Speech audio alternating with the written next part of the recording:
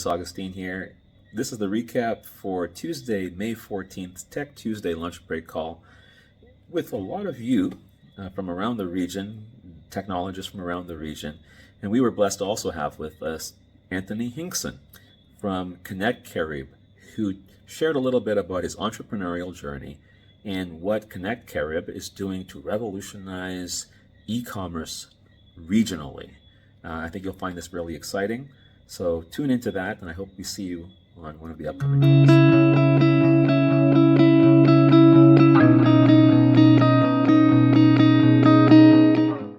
Great to be here. Thanks for the invitation. Okay, so myself, I'm a software developer, computer engineer. Been in the field for about 28 years. I went to school in Florida, Florida Tech graduate. Woo-hoo! And as I was saying to my friend here, in our senior design project, we had a pretty good Caribbean contingent on campus, and the 10 of us, a couple from Barbados, Trinidad, Curacao, St. Martin, scattered around the region. The 10 of us, in true Caribbean style, procrastinating to the nth minute, created a product which was universal remote control from scratch, and then voice activation software from scratch. Tied the two projects together, senior design night, computer comes on, we say, here's the instructions, tell the computer, play CD, track 4, Bob Marley starts to play, the entire place goes crazy. That's back in 1996. And so, as I was telling Dennis, we invented Alexa back in 96 as 10 Caribbean college students with a budget of 500 US in about 4 weeks, procrastinating and just drinking Coke and eating Snickers bars. The unfortunate thing with that is that we had no business acumen. We had no business classes, no startups and unicorns. These were not words that existed for us at that time. And so that project got split up. We went and worked for people. And then 15 years later, we heard this thing called Alexa. And it really hits home for me how often the Caribbean has brain drain. And that brain drain then helps to push the economies of Europe, the US, as far as China, and then we here in the region, we lose out majorly on the innovation, the research drives. We lose out majorly. So for me, I spent several years in the US working, came back to Barbados just in time to get married, lived here for a while, undercapitalized software developer, moved to New Zealand for a few years and then back to Barbados again. And in the midst of that, I started to move from being a customized software developer to producing specific products out of the customization. So one of my major products is a practice management solution for EMR for health practitioners, customized to some level. But then along the EMR is electronic medical records. Thank you, sir. No problem. And so along the way, while we were in New Zealand, I was really impressed by their e-commerce platform. It's called TradeMe. In 7 years after launch, it was sold for $700 million. There were a lot of commonalities between TradeMe and our region in terms of New Zealand's got 2 islands, so they do have some level of having to get goods across from one island to the next. They also facilitate a lot of trade with the Southern Pacific Islands and Australia. So they have some similar issues in terms of getting goods to market. They've got a similar population of about 4 to 5 million people in their in their population, but yet Trade Me in that 7 years became the ubiquitous go-to platform for anything, whether you're selling land, whether you're selling a boat, whether you're selling a computer, whether you're selling Lego. I mean, you name it, that was what Trade Me was doing. And so since we came back from New Zealand, I've been playing around the e-commerce space, and just like what Tony was saying, you know, there is such a challenge in the e-commerce space because, yeah, we've actually built out an e-commerce platform for Barbados. We haven't launched yet, but the challenge was, hey, there's just 270,000 people on island. How do I actually get things from Barbados to any other Caribbean territory? So had a really fortuitous encounter 2 years ago, just before I was about to launch my e-commerce platform, with these gentlemen from a group called the Pleon Group, and at a Caribbean export conference in Trinidad.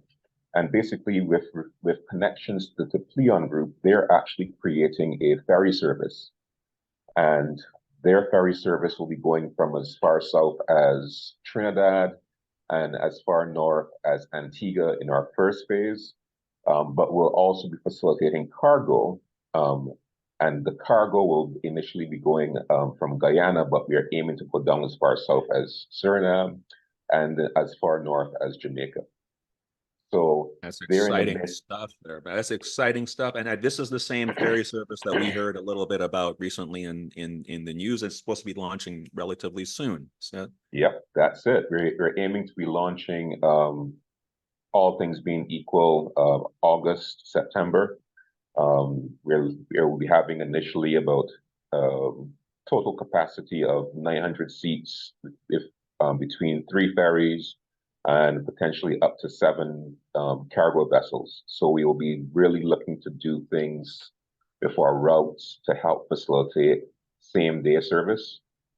You know, it's amazing that if I send a package to Dominica, you know, it's got to fly past Dominica all the way up to Puerto and then go Rico back.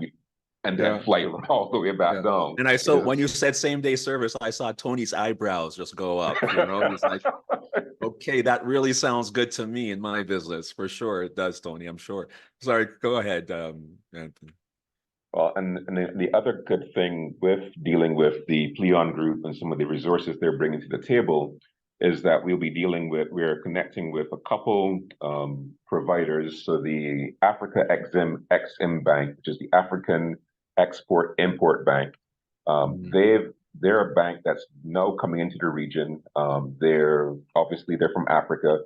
They're heavily funded, and one of their mandates is to actually open a maritime corridor between the west coast of Africa and the Caribbean. But obviously, they want goods to flow both ways, and so their desire, and they've been mandated by the African Union to create a maritime corridor within the Caribbean region, so that corridor, as it's successful, then links to new corridor that would then exist between the west coast of Africa and the Caribbean. Their mandate sort of is to redeem the slave passage and make it something that that passage is now something which is actually for our good. So there's a go ahead. No, I wanted just to emphasize that word again. I mean, like the redemption word. I think that it is something that we have to embrace here in this region. There's so much of the old colonial slave history, and so much of it can keep us weighed down unless we embrace the concept of, hey, I can take this thing that was, you know, as I would have said in my old days as a minister, was meant for evil and turn it around for something good. So to redeem those things and to not to shy away from that, or the relationships, by the way, that we can leverage and redeem as well to empower the things that we need to do for ourselves here in this region. Oh, yeah. So absolutely. Definitely. And so with the African Export Import Bank coming on board, they have a system that they're using currently in Africa called PAPS, which is a payment gateway service. And their payment gateway service is basically because again, like as Africa, they have many currencies. You can get paid in your local currency. So PAPS is looking to be established in our region. I think they're working with some of our central banks to get that moving. The deadline for that hasn't been announced as yet, but that is something that is in operation. Which so for us, the two major things is how do we actually physically get our goods, like Tony was saying, from point A to point B, and then and get it done reliably and without breaking the bank. And then secondly, how do we actually get paid? And so PAPS is one methodology which is coming on board.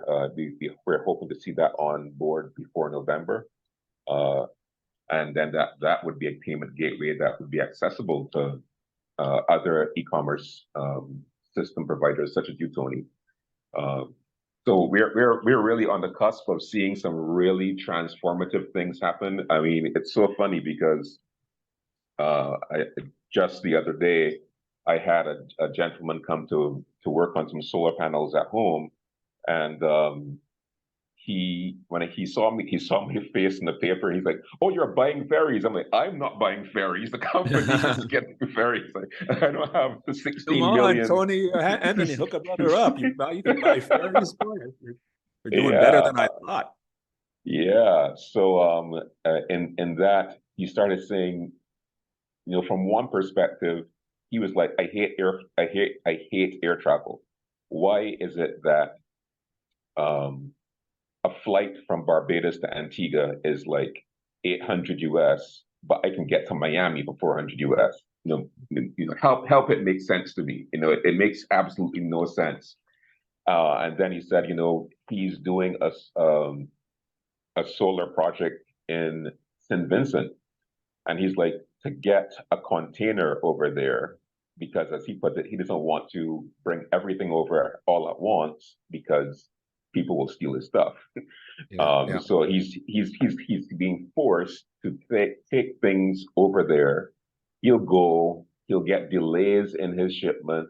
He winds up spending like 3 months on a job which should take 1 month because the infrastructure for cargo isn't there. And then there's things like, and from an e-commerce perspective, um, Mhm. Trinidad is a haven for so many different manufacturing hubs. They're really big in terms of car parts. Yes. St. Martin is going to be, if not, is already a free trade zone in the region. Told me about Um, Suriname, which is like a clothing manufacturer that we didn't, yeah, we were yeah, importing clothes from other places, but Suriname is a huge manufacturer of clothing. yeah. So Yep. And much. so from those perspectives, one of the things that we are looking to do with the Connect Caribe project is to really empower the small and medium enterprises to reduce costs of operation. I mean, if you, I mean, I've got a client who runs trucks, and to get truck parts, he's going to have to, call China to get them sent in. Yeah. But there are refurbished manufacturers, guys who refurbish those same parts in Trinidad, but they're not on the web.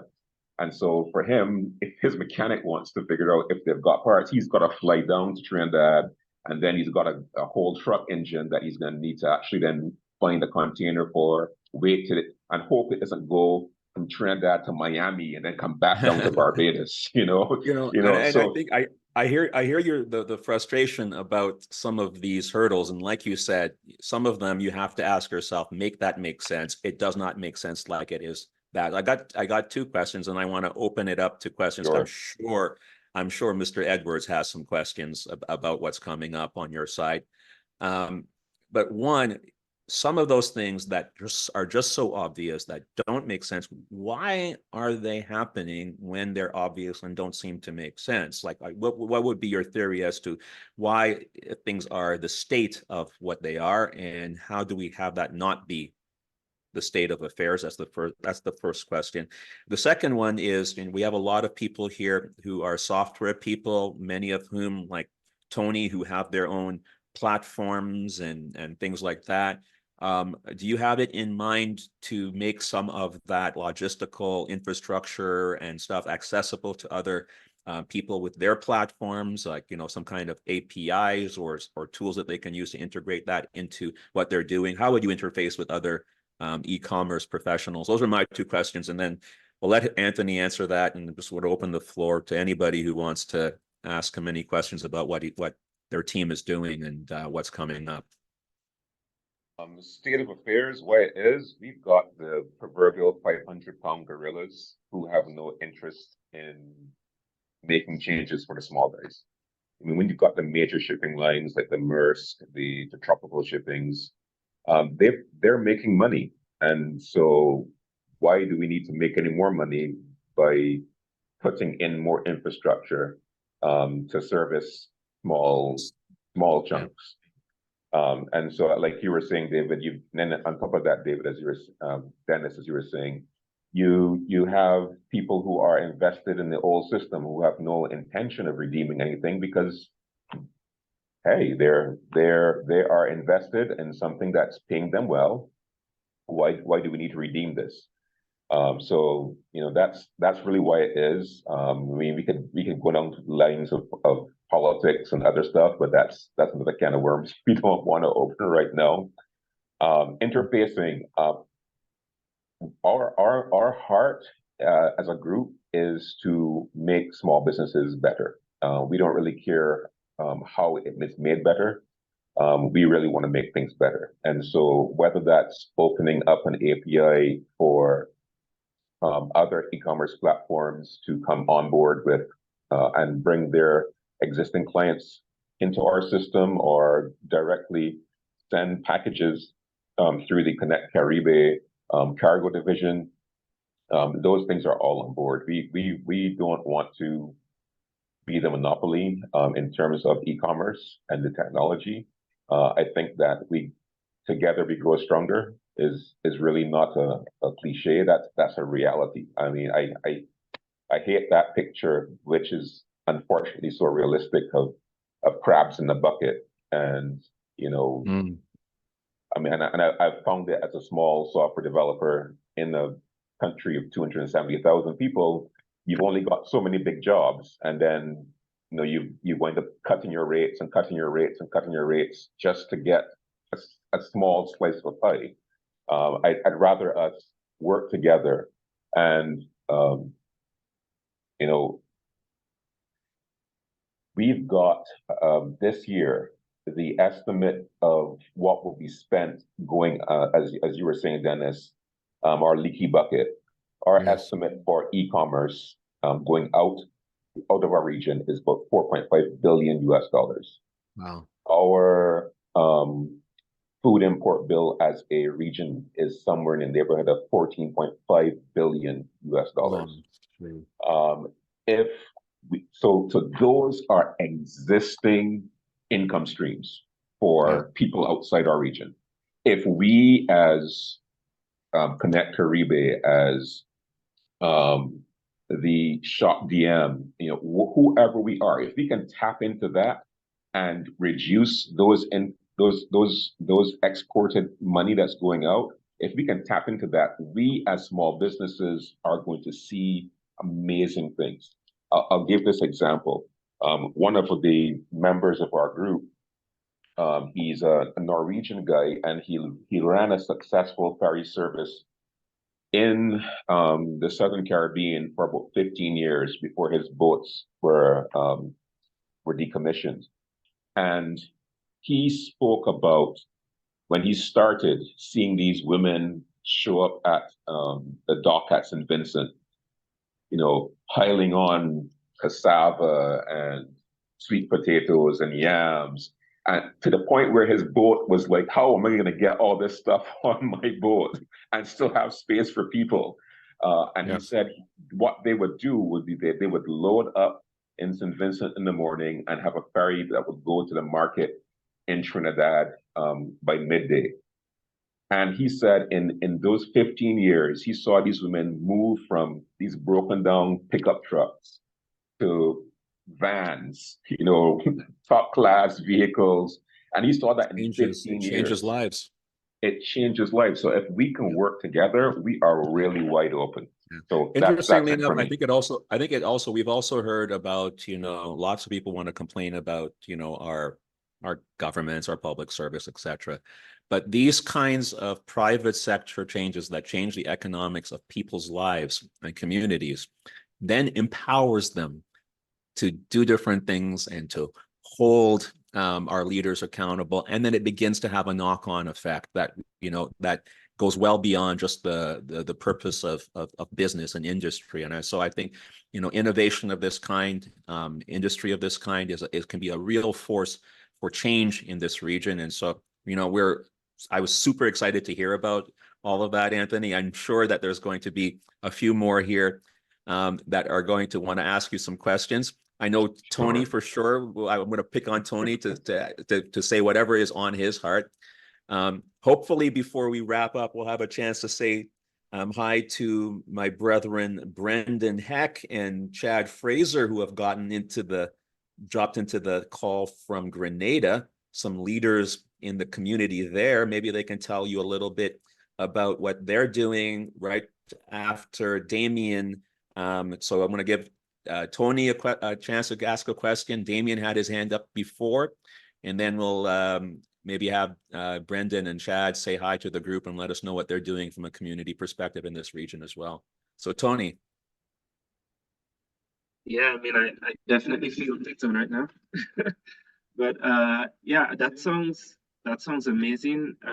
Just really briefly, I completely agree with the ethos of what you're saying, and like these are pretty practical problems that are informed by like the problems you're referencing. Those are problems we face. They're real problems. Right now we deal with over 200 small manufacturers, and for all of them, the ability to just access the other markets in the Caribbean through the logistics element is like, holding them back every single day with every single potential sale. So my only question is really, how can I stay on top of the developments of the Play On group? And I didn't really understand, are you directly connected to that project? What are you managing to great, like, yeah, like probably you can clarify that, and if there's any way to kind of stay on top of it, I'll definitely keep it on my radar. Yeah. Sure. Right now, I'm the president of the e-commerce division. So basically, as I said, I had an e-commerce app that was planned to launch about 2 years ago, and we basically are rolling that into the Connect Caribbean group as Connect eShops. That's going to be our shopping platform. Amazon, eBay type portal. There's not a whole lot of innovation you can really do around the e-commerce space. Buy, sell, shops, great things. So yeah, definitely connect with me. I'll drop my email in the chat, so you can always just give me a call and we can go from there. Wonderful. Thank you so much, Anthony Hinkson. Thank you so much for sharing that with us, the journey.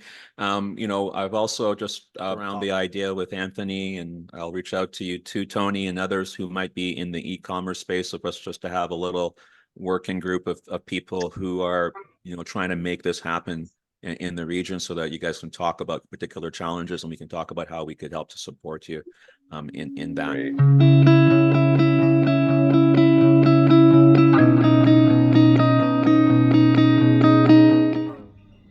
Well, that was Anthony Hinkson. I hope you look out for us and join us in one of our upcoming Tuesday calls.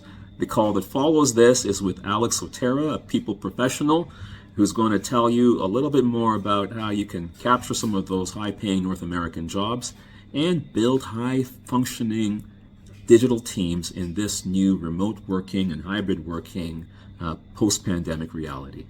Okay, I hope I see you in one of the calls one Tuesday soon. Until then, let's keep showing up for each other.